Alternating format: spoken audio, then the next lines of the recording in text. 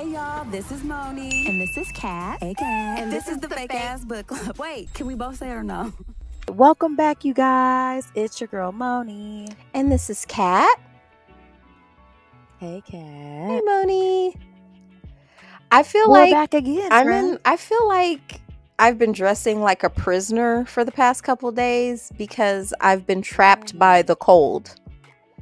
And so I've been having to wear a hat, like Carhartt hoodies, like lined hoodies, to stay warm. Wow. It's the hard knock life over here. Right. So how are you holding up then? Not great. Okay. I could be definitely Shambles. Gotcha. light shambles. Okay. Yeah. Light shambles with a chance of Improvement. freezing. Yeah, there's definitely room. I've Oh. left a lot of room for improvement. That's the positive spin on it. There's so much room Yeah, for when improvement. Well, when I saw you, you did have on a Snuggie. I think it was an actual Snuggie, but you were out in public with one. Oh, it's Or was that a hoodie? It was a hoodie. it was a Snuggie that looks like it was a hoodie that looks like a Snuggie. It was a snooty. Yeah, it was like an oversized I hoodie that was fleece lined. Where was I at? Oh, right, when we And were it doing looked grandma's hair. velvet. Yeah. Yeah, I it was looked I was velvet. It afraid of beautiful. being cold. I'm terrified of being cold. I remember that. And then I had kids, and then all of a sudden it was like, bitch, you're not that cold no more. I mean, I'd be cold, but not like that. Not like, but I remember the vibes. If anyone is listening to this who knew me before I had children, you will know very well that I had a giant scar. Like, it was like not one part of my skin would be showing because You were queen of the it's earmuffs. too goddamn cold for this. Yeah, for sure. All right. Well, anyway, this isn't about that, you guys. Okay, we're trying to regulate our temperatures here, and we have a really great episode this week. I'm very excited because we're gonna be reviewing Thicker Than Water, a book by Kerry Washington, which is a memoir. And yeah, this is exciting. I really enjoyed the book, so I'm excited to talk about it. And I want to give you guys a little bit of a glimpse of the book. Also, thank really you quick. everyone who voted for Thank you. this book instead of Worthy. Wow, the hate continues. It's not a hate campaign. It's just It's a I hate decided campaign. we're definitely Just say we're it. just Lean we're, into it, we're friend. definitely gonna read it at some point. I just have to it can't be. It can't be now. I agree with that. Just because it is like it's doing too much. Like, we can revisit it when Yeah. everybody isn't talking about it. It might not be as annoying. Yeah, exactly. Where it's just like, And that's not really even her fault. That's everybody else's fault. That's y'all fault. Yeah, I blame that on you guys, America. and I yeah, blame we'll the get back to English it, speaking but world. yeah. Well, thank you guys, for definitely your vote and, letting us know that this is a book you would like for us to review. So I'm excited to do it. I'm going to give you guys a little bit of a synopsis. It says, in Thicker Than Water, Washington gives readers an intimate view into both her public and private worlds as a mother, daughter, wife, artist, advocate, and trailblazer. Chronicling her upbringing and life's journeys thus far, she reveals how she faced a series of challenges and setbacks. Hid her childhood traumas, met extraordinary mentors, managed to grow her career, and crossed the threshold into stardom and political advocacy, ultimately discovering her truest self, and with it a deeper sense of belonging. Wow. Yeah, sounds good. So just a spoiler alert, just putting that General. out there. If you're new here, you guys, we read books, we spoil them, we talk about them. Because we tend to go off on tangents, sometimes we don't talk about every single aspect of the book, but mostly we're going to spoil it. So you guys be aware of We'll that. give you enough talking points Um, if you're at a dinner party and you want to fake like you read the book because somebody tries to be like, "Oh, you haven't read Kerry Washington's book?" It's like, Yes, I have. you could be cool and be like, you know what? And then you just remember something like me or Moni said, and it'll sound totally smart. And then if they bring up a part that you can't fake, just be like, you know what? I was listening to an audiobook and I think I fell asleep on that part. Boom, you're in the clear. And that's how you lie about reading books. Ta-da! Ta-da! Yes. So you guys, welcome back this week because it's gonna be great. It So is. before we get into our topic, we should probably dedicate this episode. What do you think, Agree. friend? Strong agree. All right. So hands over your hearts, everyone. This week, as always, we want to give a special shout out and thank you to our patrons. You guys, you know how we feel. Thank you so much. Also, I have to, you know what? I have to give this episode to my husband this week. And anyone who knows me knows that I hate giving him credit for stuff. No, you don't. Yes, I You do. give him He knows credit that. for a lot of stuff, I think. I'm sorry. We'll See, go with this your sounds bad thing. because y'all don't really know me like that. Okay, so I get why you're saying that because they don't know me like that. But in my Yeah. heart, like, we have this thing where it's like, you know, we have to give each other a hard time. It's part of it's like a thing we do, and it's just a thing.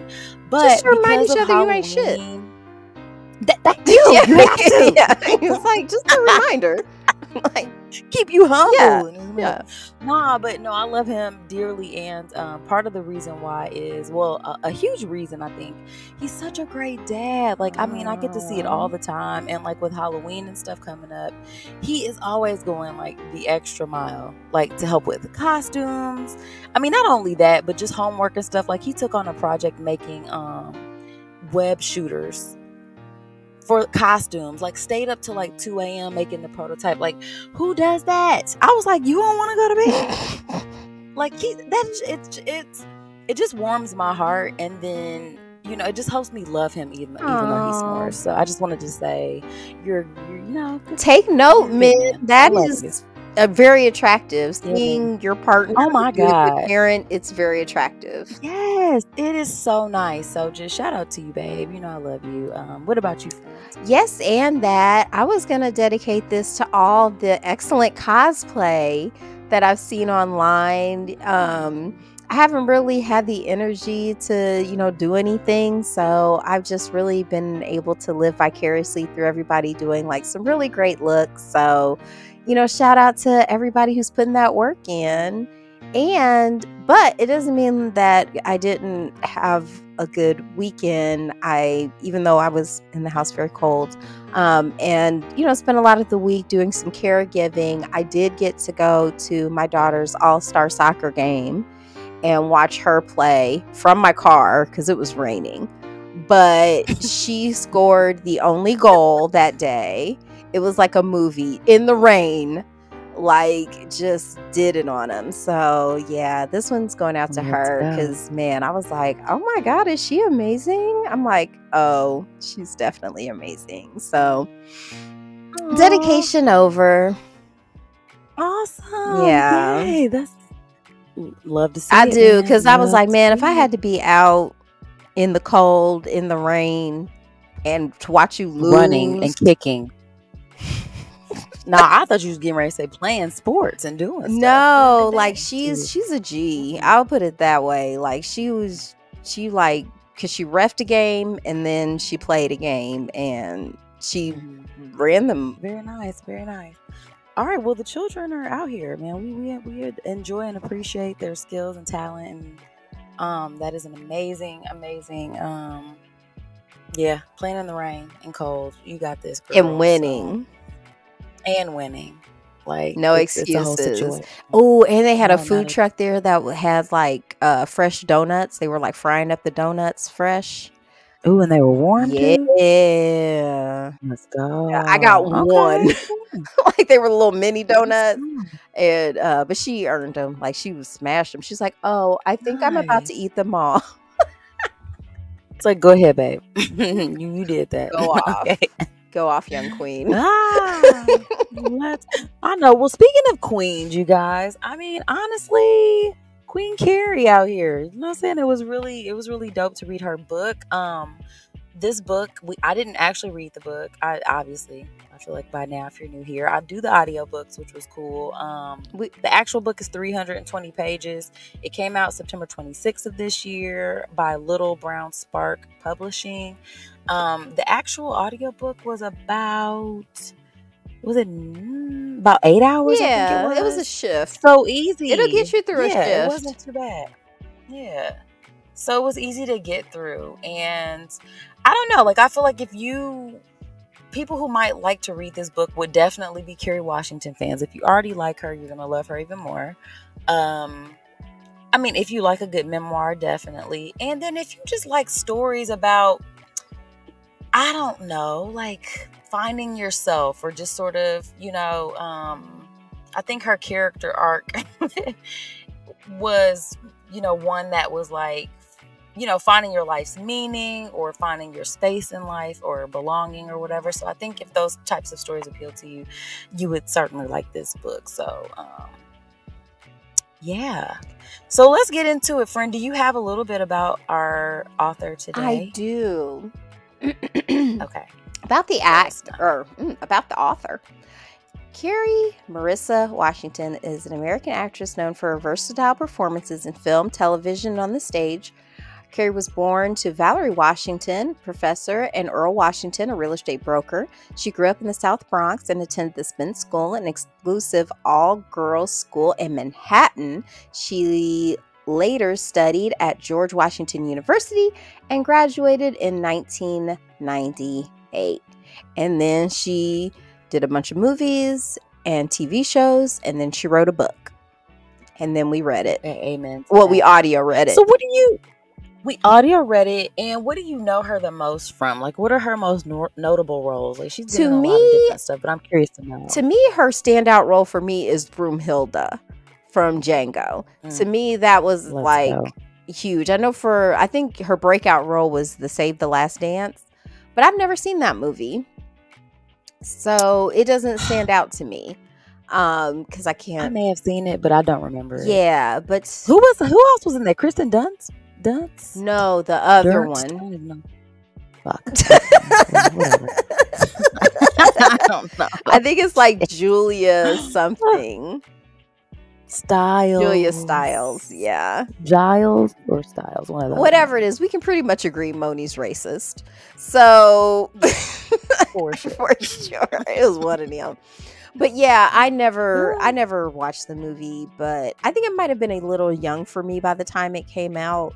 I think so too. Like, it was past my it was past where I was. Maybe we could go back and watch it. I'm not. I said maybe not.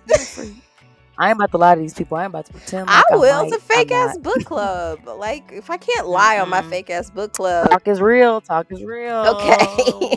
Okay. But what's her standout? From Ray. From what? From Ray. Oh, from I Ray. Remember, like, really, yeah.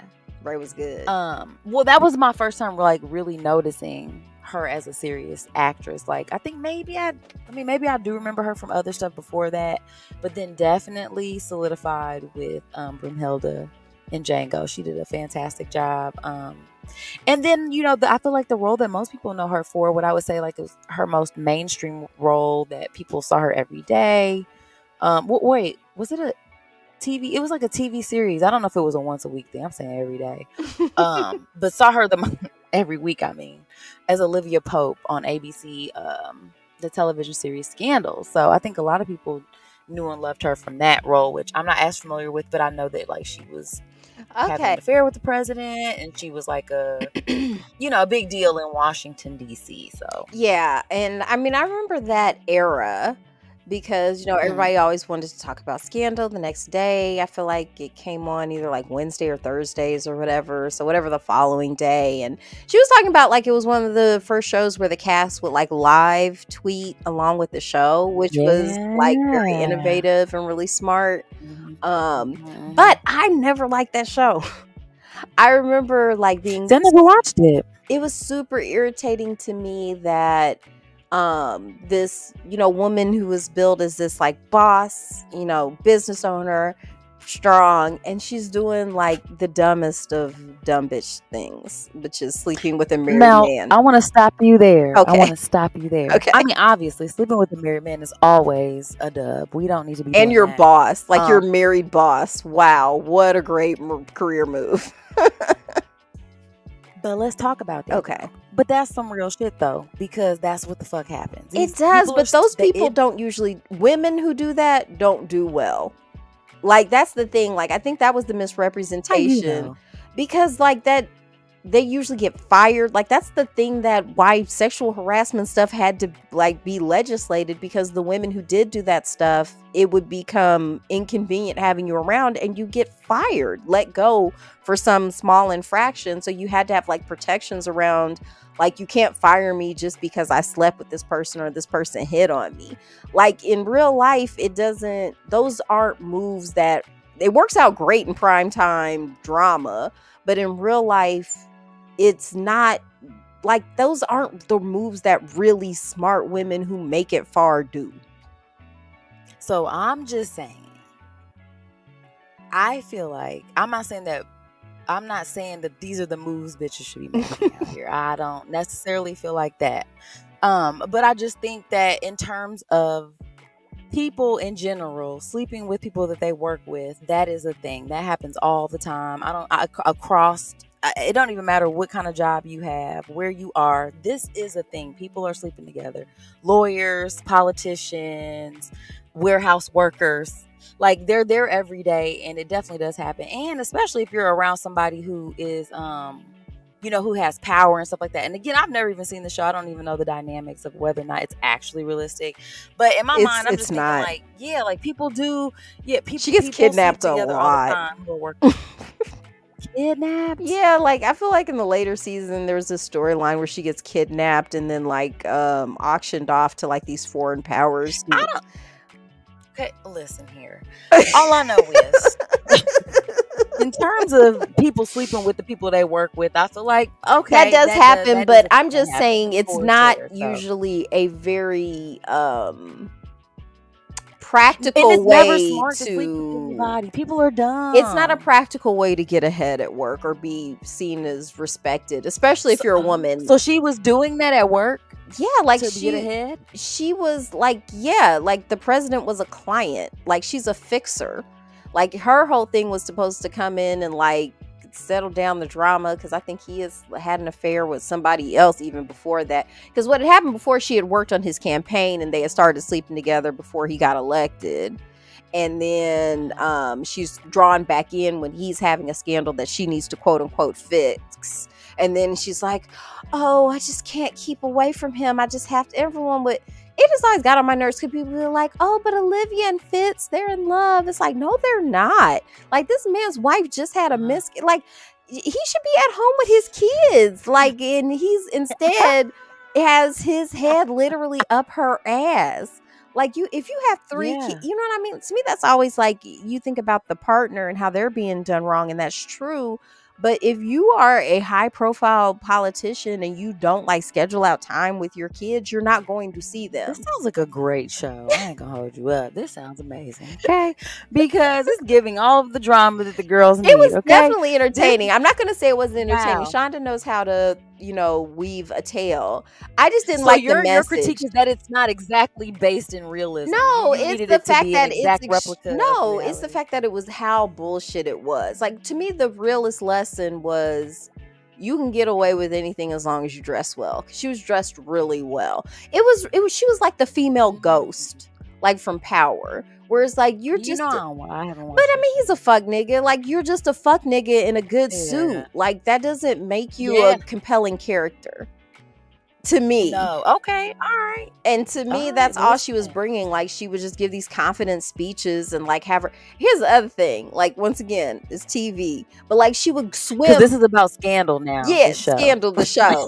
Well, she talked about it a lot. She would like go swimming before work. It's a big deal. And like just wear like a swim cap and be completely submerged underwater. And then like she'd get out and like take the swim cap off and then just go into the office. Like, they couldn't have her showing up as an actual black woman. Don't do that. So I'm Nobody just saying, like, for women who've tried that and it didn't work out, don't feel bad. That was just television. Like, from the time that she went from that pool back into the office, there was several hours of work that went into her look. Well, if you have to tell grown black women that was the magic of television, you do.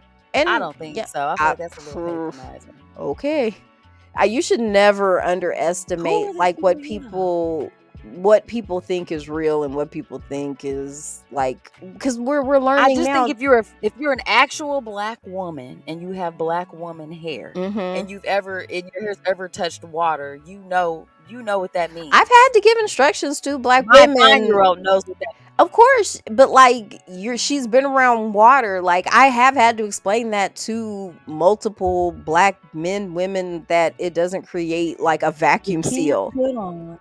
Yeah, like you can't, like swim caps are made to like if they're splashing, but like yeah, you can't submerge yourself with a swim cap. I mean they have some now that are supposed to be made for that. I was gonna say, but like the old, but ones no, back when the show was on in like 97 or in 2007 or whenever it was on, no, it wasn't. Okay, well listen, moving on from Scandal. Okay, Kat hates Scandal. Okay, she fucking hates Olivia Pope.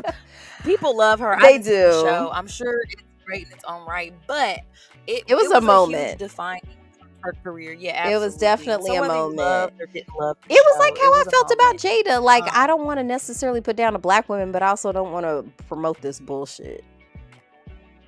Listen, I get that. I just think everybody's criteria for entertainment is just different. Like I think some people watch entertainment and it's like they're not waiting, like they're not some people can suspend belief just to take the story in, whereas like some people are like, no, this needs to be cohesive top to bottom for me to like. Well, even me who loves sci-fi, which is very much in the realm, because it's sci-fi, but I'm just saying it still has to stay grounded in like the laws of physics. You know what I mean? Like they can't get too outlandish.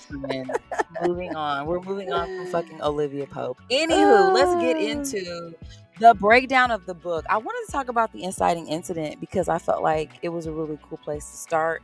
I'm gonna read this little blurb here. It says, while on a drive in Los Angeles on a seemingly average afternoon, Kerry Washington received a text message that would send her on a life-changing journey into self-discovery. In an instant, her very identity was torn apart and everything she thought she knew about herself was thrown into question. And so it kind of starts with this, and it doesn't get exactly into what this secret is right away, but we all knew throughout the book.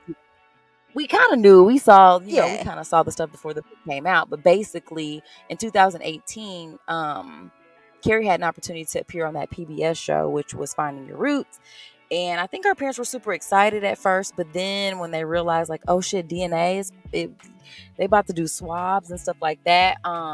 They were like, yeah, we don't know if we want to do this, and so they had to end up sitting her down and letting her know that, like, hey, your dad is not your biological dad, and we use a sperm donor, which I guess when they did it in the 70s was pretty revolutionary. Like there was really no precedent for it. It was very new technology, and it'd be like, yeah, go home and hunch, and and we'll see. I mean, if you get pregnant, maybe it's yours, maybe it's not. We don't. There's not going to be any science that can prove that like that was before they were doing like the way they did blood genetic tests back then were blood tests, and then they try to rule it out like with the blood type or whatever. Like they weren't using DNA to establish paternity back then.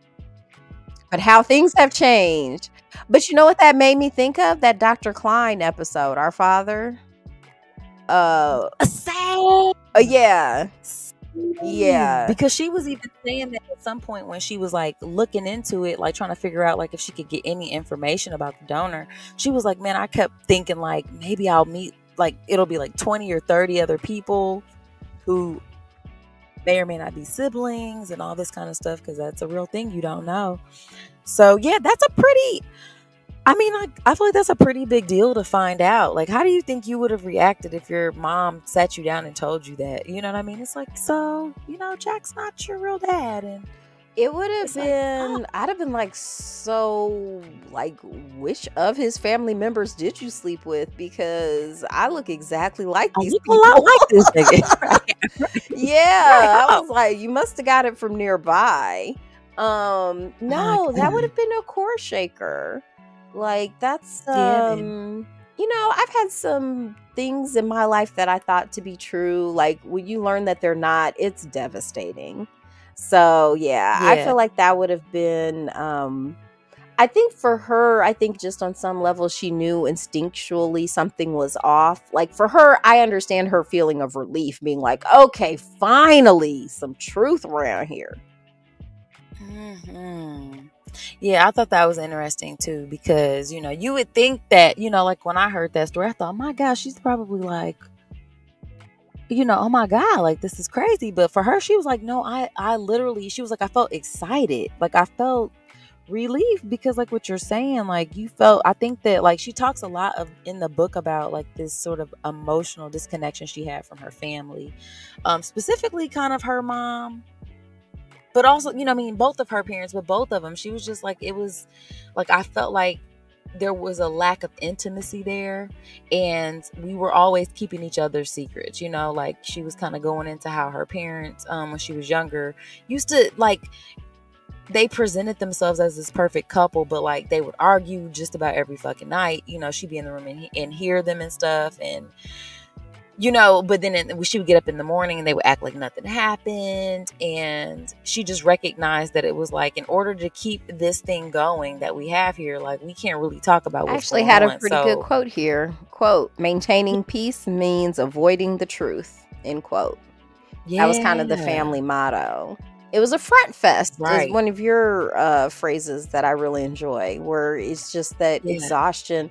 And I think that leads to a lot of depression. I think Jim Carrey wants to find like depression as you like being tired of playing a character. Wow.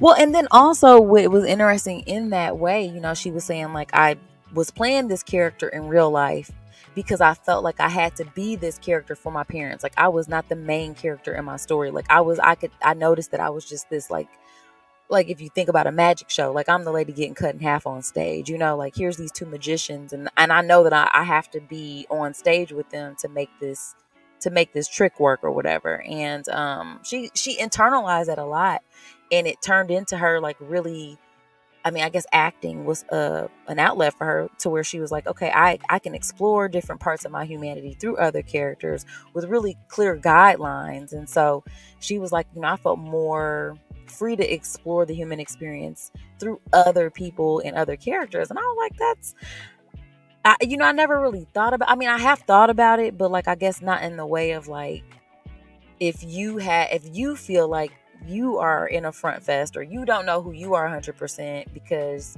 you feel disconnected from yourself for whatever reason, like how being able to jump into a character could be like a liberating feeling. Because I always thought like, damn, I mean, I don't know what that would be like, but I just thought, wow, okay, that is kind of, I could see how that might be cool.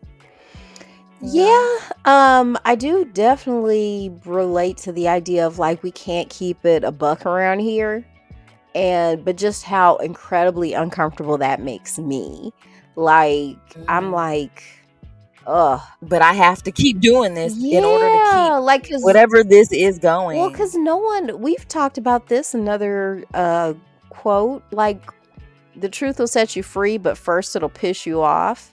And like, for me, I never wanted to piss anybody off. I mean, I obviously don't have any problems with it now, but like, back in my people pleasing days, you don't want to cause any unpleasant emotion, because then I feel like that's somehow my fault. Like, even though negative emotions like are maybe necessary, something's withheld from me, like what if I don't perform this task, or if I don't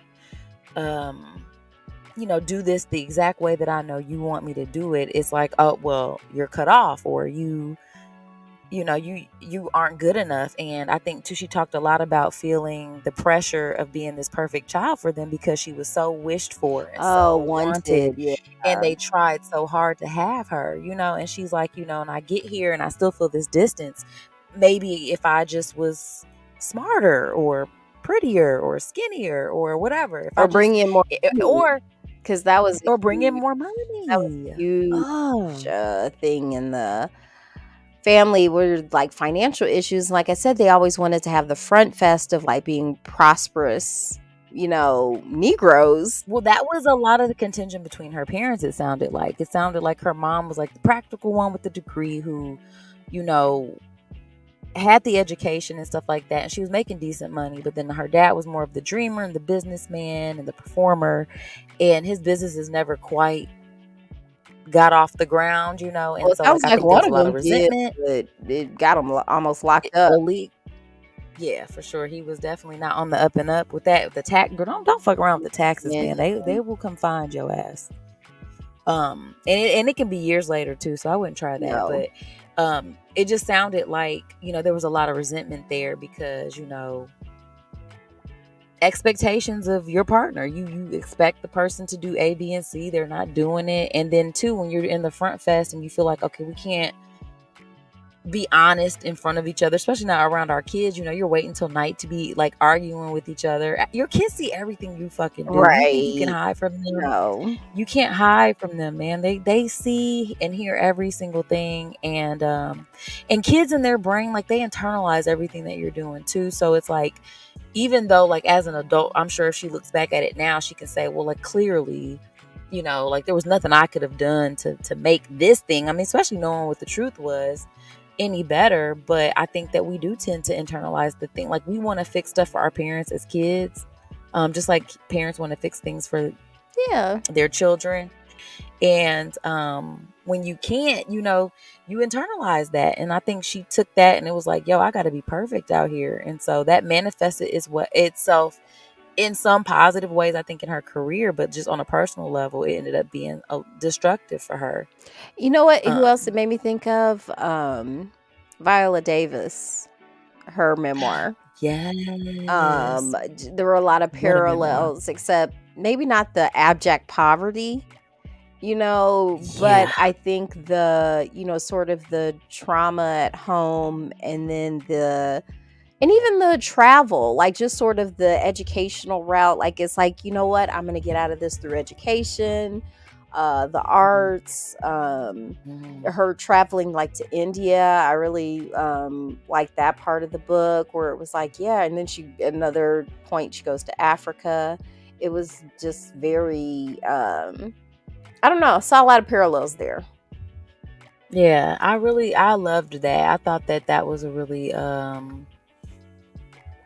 you know, I think it's funny how in life, just in general though, like, when you're traveling down the road, you think you're doing something for one reason, and then it turns out to be something else. Because, like, when she went to India, she was like, yeah, I went to specifically study this particular kind of performance art, and I thought I was going to be doing A, B, and C, but, you know, turns out I was getting to know myself. Like, I learned how to meditate, and I was just getting in tune with myself. And I don't know, I just think life is funny like that, and it's you know, you end up where you're supposed to be anyway. And I think this is why I think I really like memoirs. Like, I know some people be like, I don't really like this, but I love hearing people's stories just from the standpoint of, like, you know, everybody thinks that they're so, you know, you're so unique, right? Like, your story is like, oh, you know, I've been through this, and we internalize all these things. But then when you really recognize, like, everybody has this whole, you're trying to find, you know, your place and this sense of belonging in your family, and you want to feel comfortable in your own skin, or you want to feel safe, you want to feel cared for, you want to feel seen. Like, there's just these sort of universal themes that pop up that I don't know, like, I just love to see how people kind of make that hero's journey, and how they pick their character arc. Because I always wonder, like, when you're writing a book, like, what part of your life do you really, like, hone in on as, like, the message that you learned? You know, I'm always really intrigued by that. And so, you know, family secrets was a big thing that came up, and I feel like a lot of her book revolved around that. So it made me think about Rothaniel. Oh yeah, those family secrets, boy.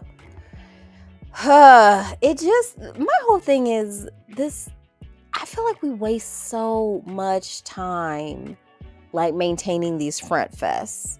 You know what I mean? Because another book that comes to mind is A Woman Is No Man, where everybody is, like, almost killing themselves to maintain this facade of perfection. And it's like, but it seems like everyone also knows no one else is living up to it either. But no one wants to get caught, like, not performing. Like, when she was talking about the, like, highly stylized performances in, like, India, like those theater troupes and stuff like that, and that kind of theater where even the number of steps you take are like calculated. Like, to me, that's what it feels like to perform socially. Like, I might as well be performing this theatrical act. And to me, it's like, it's so frustrating that it's to my detriment, but I can't for long. Yeah, I think that, some part, because maybe on some level, like, part of the human experience is a bit of a performance, because, you're interacting with so many different people that there are certain things that, like, maybe you have to demonstrate just as a sense of goodwill and just sort of like building sort of a rapport with people and stuff like that. I think the problem comes in where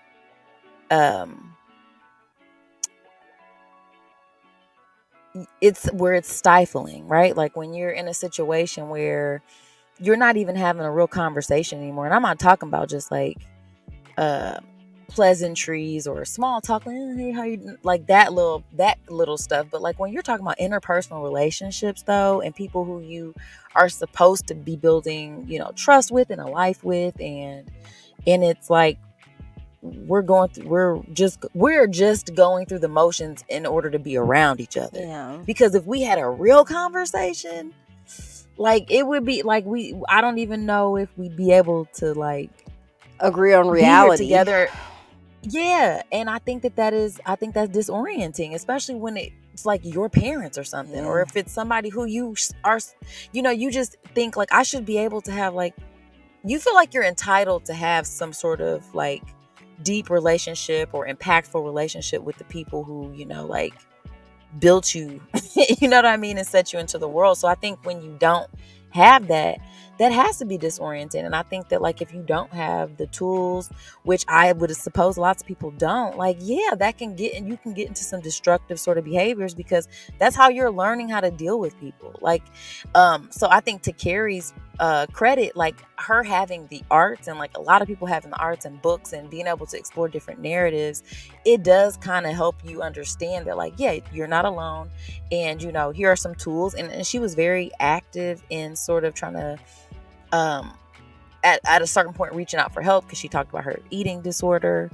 and her kind of like trying to have a little bit of control over things, and to the point where she was very intentional about her the way that she did that dysfunctional thing. She was like, I didn't want to do drugs, I didn't want to do alcohol like that.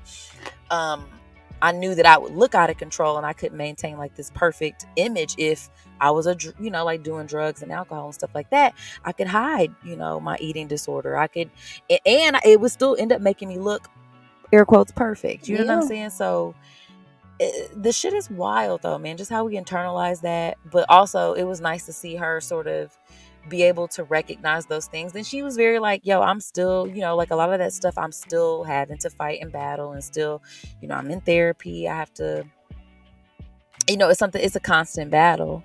So that I'm not self-destructing, which I think is, fair, because that's what ends up happening. Yeah. If you're not aware of it. So I did like the sort of her talking about the sort of colorism in her family, like in her mom's family, because her mom was seen as sort of the darker one, but then when, according to like quote unquote regular Americans, she's exotic. And just kind of like going back, just the insanity of colorism, because it just depends on what population you're in, what skin tone is going to be valued, or what physical characteristics, which brand of racism you're going to be experiencing based on your physical attributes. It's like, And I do like the fact that she referenced the crack epidemic growing up, because I feel like that's something that kind of gets glossed over in modern history, but that ravaged the Black population in America. Like, if you grew up in a nice neighborhood during that time, you probably watched it go downhill. And I would say just a Black neighborhood, because America's segregated. Like, I grew up in a Black neighborhood. I grew up in the Black part of our city that Black people were allowed to live in. And it was flooded with drugs, and it ultimately collapsed, and now it's being regentrified. So, this kind of stuff, it didn't happen in a bubble either. Like, we didn't request, like, we didn't send out like a invoice for, we didn't order all that crack. It was definitely funneled in there by people who are still alive today. Oliver North. I think that's, if you ever see me somewhere and I start wailing on like an elderly white man, you should know that it's Oliver North, and I'm completely willing to go to jail for that. Damn. It's like him and that guy who, what's the name of the pharmaceutical company with Oxycontin? Oh, the Schneiders. Yeah, man. I don't know what they look like though. I know what Oliver North looks like. Mm-hmm. Yeah. Well, just fuck them too. Yeah. But if I figure it out for sure. But like, just the deliberate, because it wasn't like an accident. Like, oh, I didn't know that they were going to send it to the Negroes. No, him and George Bush and the first George Bush and Ronald Reagan, Oliver North, they all conspired to flood those neighborhoods with cocaine. It might have been black people's idea to add baking soda. That's just a guess. I don't know for sure. Twice. As far as I know, yeah, that was kind of like, we got to make this shit. Stretch it. We got to spread it out. It feels very black. And then it's like, I got super high for like 5 seconds. Let me get another one. Let me get one more. Yeah. Yeah, that was real. And I did too, I was thinking about the fact that, when you're, Kerry grew up as she was a singular child. Her parents only had her, and then it was I shouldn't say only, but had her. And I don't mind only child. Okay, so on the outside looking in, though, one of one. She was their family was like the perfect nuclear family. You know, she had a father in the house, mom in the house. She was like, you know, we had 2 cars, like they had a neighborhood pool. You know, she went, you know, her parents vacationed, paid for her to go to a very like elite private school. You know, she was able, like, I just think that people look at somebody like Kerry Washington and it could be easy to be like, the fuck is she complaining about? You know what I mean? Like, it's just very easy to say that. And I don't know, I personally enjoy stories that sort of explore just, I mean, not every story that happens to a black person is abject poverty, like you mentioned before, like with Viola Davis or some other memoirs that we've read. Yeah, like there's lower middle class folks, and I think their stories can be compelling too, because at the end of the day, like, if you get out of the abject poverty, like there's still those underlying issues of belonging in your family, or feeling safe, or, you know, not feeling beautiful, colorism, racism, all the greatest hits of just fucking life that beat people down. Please don't ever forget molestation. Because what the molestation? Yeah, I mean, how many memoirs have we talked about where something awful and creepy didn't happen to the protagonist?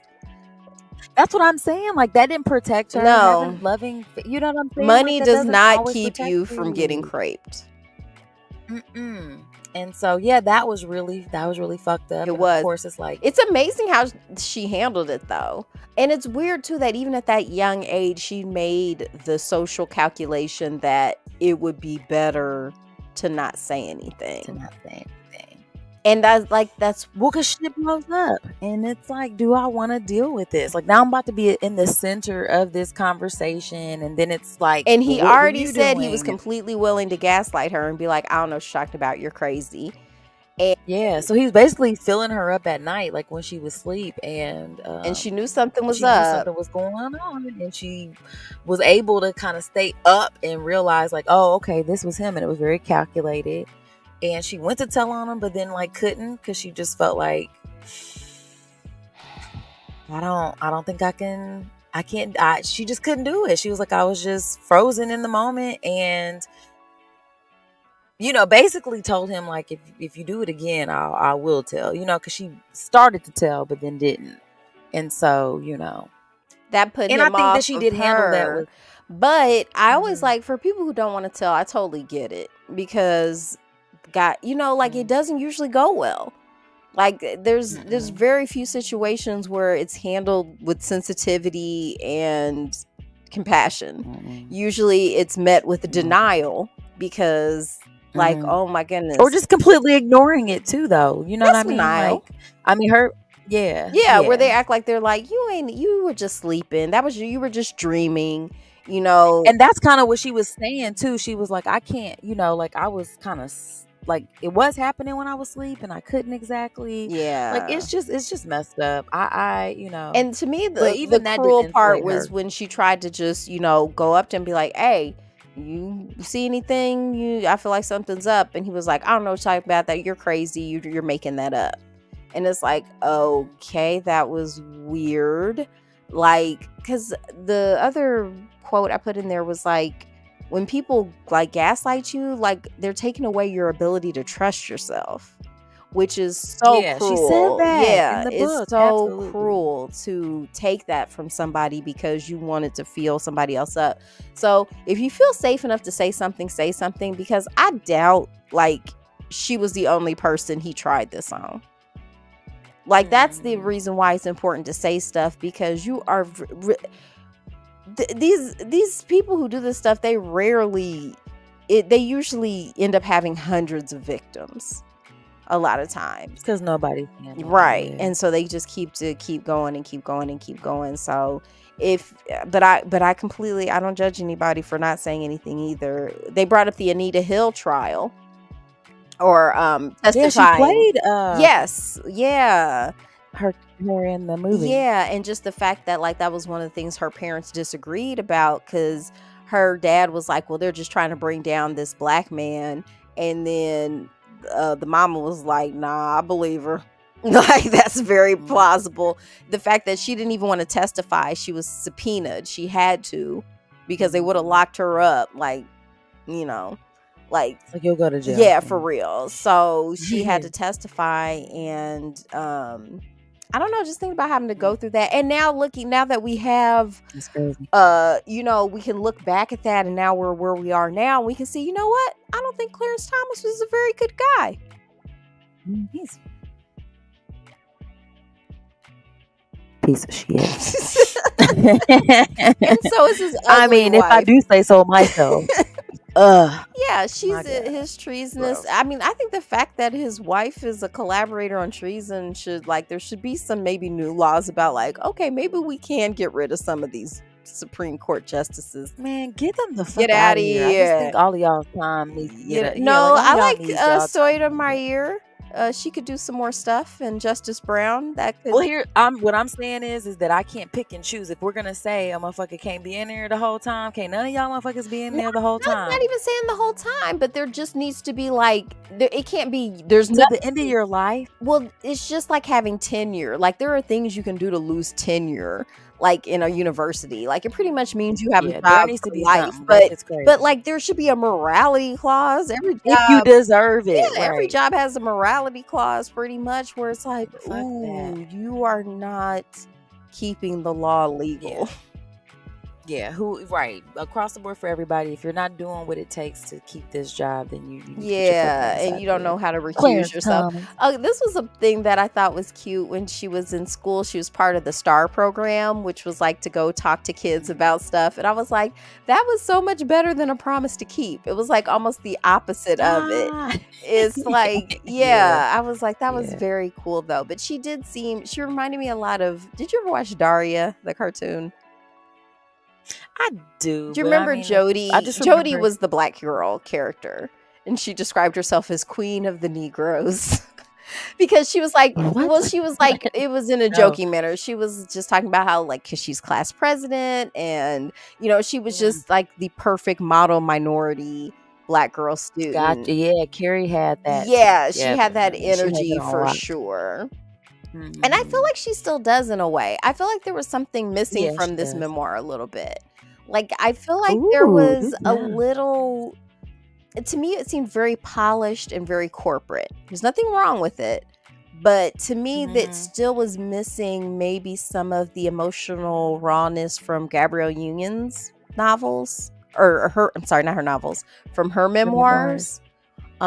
Like really get into the abortion more or something? Well, Like not really just like necessarily. I don't even know how to describe it, because we were asking before we got here, like, was there a ghostwriter? I think she would have benefited from a ghostwriter. I okay, think fair enough. sometimes when it comes to our stories, because I know for like Tiffany Haddish, like her book, I think she benefited from having a ghostwriter, even though she read it, it was her, story. But I think if she had tried to do it alone, I feel like that happened with Corinne Steffens too, where I think most people probably, right? Like especially for a first yeah, book, maybe. because like with Will Smith, same thing. He had a ghostwriter. I think that was maybe what was missing from this, and it's not. I don't want to make it seem like it was bad in any way. I just think that sometimes you might need that person to push you a little bit to maybe say some things you didn't want to say. Because even though she revealed a lot about her life. Like, I don't want to make it seem like it was guarded in any way, but I do still... I don't know how else to describe it. You needed more, huh? I didn't need more. I just... There's... To me, it was like... a little, like the sauce was a little thin. The sauce wasn't thicker than water. And that's what I was thinking too. Like when I say, like, if you're writing a book about your life, like, how do you figure out what that story arc is going to be, and like, what do you share, what don't you share? I agree with what you're saying in that way, because it was very Kerry Washington. From how she described herself to how her life went, it was very polished. She did talk about some hard things, but it's like, it wasn't like the nitty gritty. I feel like she focused a lot on her relationship with her parents, and her parents seemed to be more of a focal point than she was at a lot of the time, a lot of the book. So I think for me, that's the part where it's like, maybe if she had spent a little bit more time talking about like how her maybe, like, not like I needed you to like stick your finger in the wound and like just move it around a bit, but I do think like people do want to hear more about like how did your eating disorder manifest itself, because she talked about it kind of, she touched but not on really, kind like of she stuff. just glazes over where like we wanted to know, like, how long were you working out though? You said you worked out for, like, how long was it though, Kerry? Like, where were we talking? Because a part of me wonders, like, is that still going on? She is a very thin person. And like, I think she kind of alluded to it. I don't think she was like, yes, I have an active eating disorder, but she was like, I'm still working through that. Like, I'm in therapy. Like, this is stuff that I have to be mindful of, because I can fall back into those habits. You know what I'm saying? So probably I'll say, like, for one of my favorite memoirs we've read, Miss Pat's memoir Rabbit. Like, that was one, and she had a ghostwriter too. And I feel like I was there with her. Like, there was something about that storytelling where when she was describing like the ache of hunger when she was like eating that girl sandwich, you know what I mean? Like, I felt like because this is the thing too, me, I'm usually crying. I didn't cry at all. Like, and this was That's pretty good. No, it's not. Like, that means I didn't feel anything. And that's like, oh God. Yeah, I disagree. Like, I don't have to cry to feel stuff. I do. I hear you. Yeah. If I'm feeling something, like, I'm gonna cry.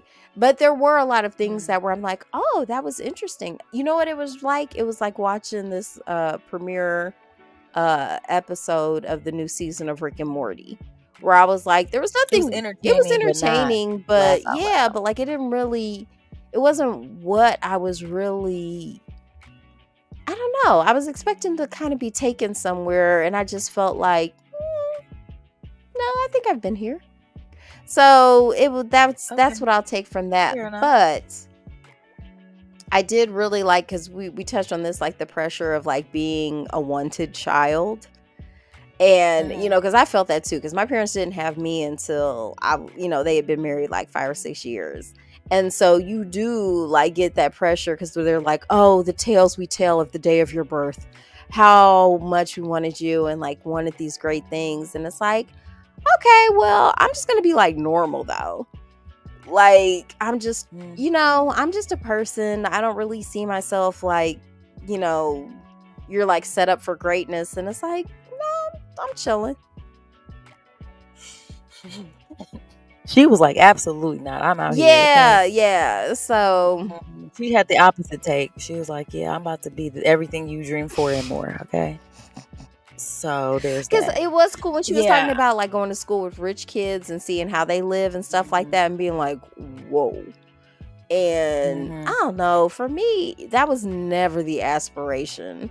Because I was like, man, they got a lot, but man, these people are miserable. Did it seem like she was aspiring to that A little when she was bit, talking about it to you? a little bit. I think that's like her, it was all about upward mobility. You know what I mean? I feel like that's not just her, everybody. Like everybody's told that's okay. the brat. You know, that's what you're going for. That's the ring.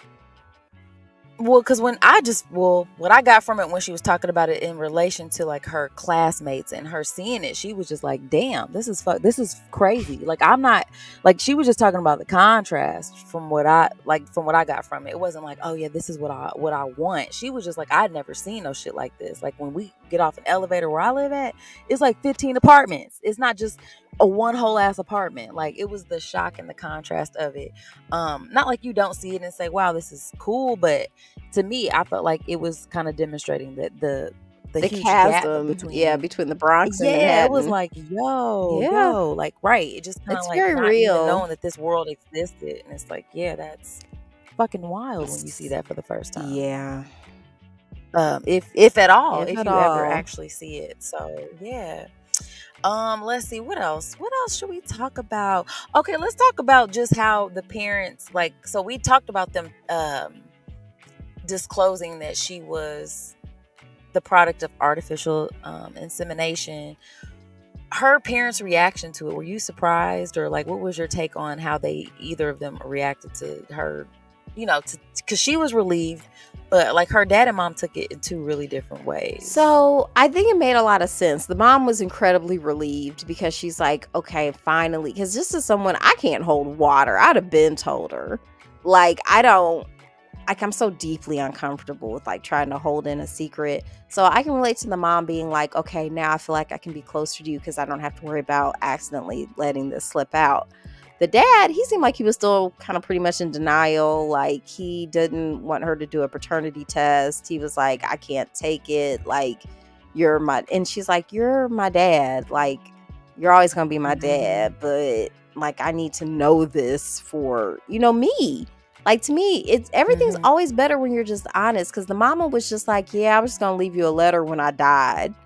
It's like, okay, well, you almost 80. When were you going to write this letter? And tomorrow. Yeah, and you've had like cancer 3 times. Because that was the other thing too. The mama told her about the first couple times she had cancer, and then didn't tell her about the last time. And that was wild too. Like, yeah, old habits die. They die hard do. because you're just so used to, handling situations like that. So for you, it's just like, meh. Yeah, it's what you do. Meh. So it was funny the amount of projects she was in before she knew about this secret that involved sort of these paternity issues, like Little Fires Everywhere. I think we did an episode on that about, she played someone who was a surrogate and changed her mind at the last minute, was like, nah, it's my baby, I'm keeping it. And then and then for Color Girl, she played the girl who was having, reproductive issues. And then she was saying like she didn't always like that because she knew her mom had reproductive issues and she thought she might.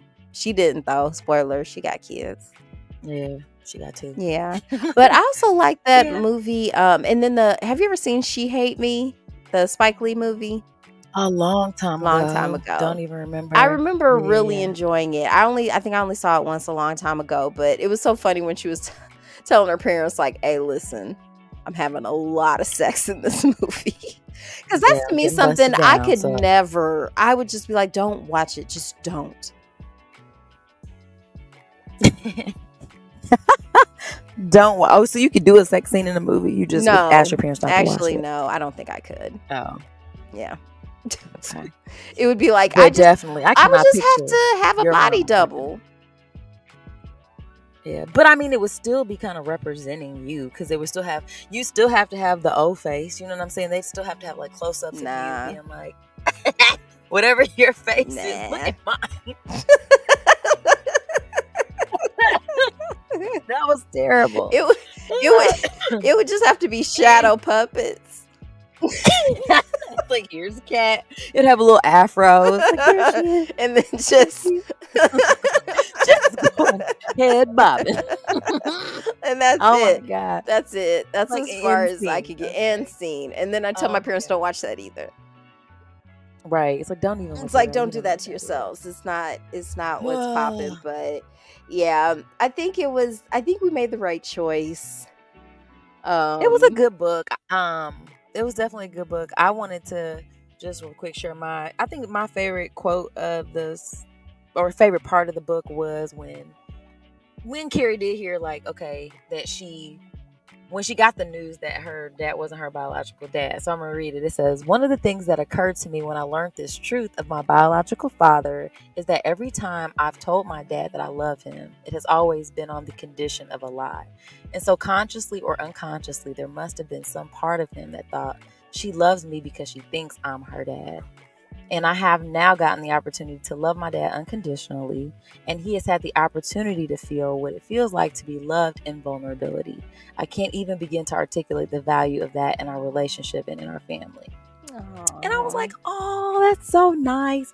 Because I do think that that's what's at the heart of secrets sometimes, is that, like, you that feel fear. like that unconditional love is going to be gone. It's like, oh God, if you know this, or if I'm not performing this exactly the way that, if it's not this thing that I've been presenting, or that is, it's like, you're not going to love me anymore. And so I just thought that was really sweet. And how it's like, even though I'm sure he knew that all that time, like, he still chose to be her dad. Like, for a lot of a population, because she was even commenting on, like, there's a lot, in her neighborhood, she was one of the only families, one of a few families that had, like, two parents in the house. And so, like, the fact that, like, you're not my biological dad and you show up here and you're my dad every single day, like, that means something maybe even more special, you know what I mean, in her mind. So I just really liked that. I thought that was sweet. And yeah, I think it was a good book, friend. I enjoyed it. So is this a good time to rate the book? Is there anything else you want to say before we do that part? I thought we did that after the break.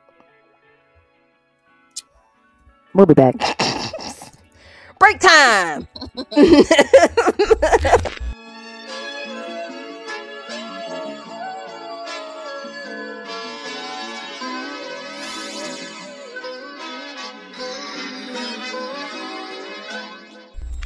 All right, guys. So we're back from the break, everybody. Refreshed.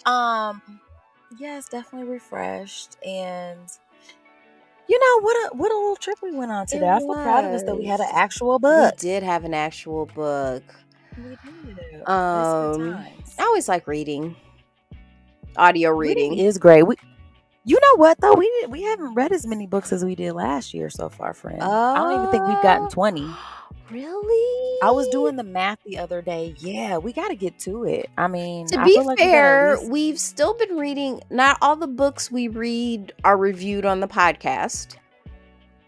That's true. So, but we don't talk about those books, so they don't count for what I'm talking about. Fair. In all fairness. I mean, we still have time. Right. Like we do. Like when this airs, it'll be solidly November. It'll be the Feast of All Saints. Happy All Saints Day, everybody. People always forget these are religious holidays. So today's the day we remember the dead. And then Halloween is the day, that's All Hallows Eve. That's the day before. And that's the day where all the spirits can wander Earth. So we need to read some more books, is what I'm hearing. We do. We definitely need to read some more books, but also, who's going to check us? Boo? Yeah, but we definitely don't want like a downward decline. Oh, it's already downward. Like, unless we read a book every week, from now until the end of the year, we won't catch up with ourselves, which it's okay. But what I will say is that we've had way more guests this year. No, we can't we're not actually, because we have like at least 3 or 4 guests that we're trying to fit in before the end of the year. We only have like 8 more. We'll make them read books. Man, good day.